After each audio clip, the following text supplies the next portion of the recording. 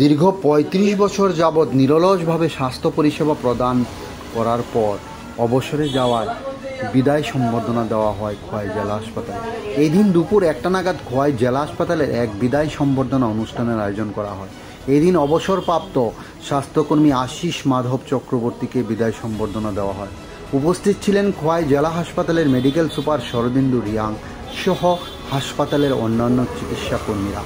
এদিন হাসপাতালে উষ্ম সম্বর্ধনায় প্রদান করা হয় ওনাকে।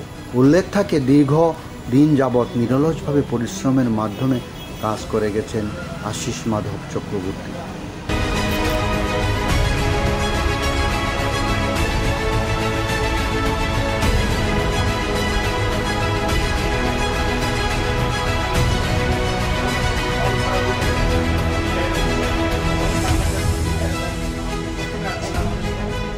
আপনি ইমার্জেন্সিতে কাজ করছেন, তো আমি চাই আপনি ইমার্জেন্সিতে আসেন, আমাদের হেল্প করবেন।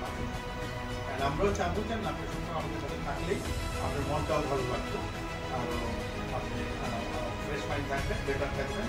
তো হোপ আমার যারা কাজ করছেন দাদার সাথে হোপ অনেক, আমি অল্প সময় পাইছি। অ্যাকচুয়ালি আমি 2021-এ আইসি, তারপরে মান্থ আমার যেতে লাগছে। এখন রিসেন্টলি 1 বছর হইল, 1.5 বছর অলমোস্ট আমি লাস্ট অক্টোবরে জয়েন করছি। তো আশিসদারে দেখলাম is a very good guy. তো আমি আশা রাখি আপনি আসা যাওয়ার মধ্যেই থাকবেন, যেন আপনি যেন এই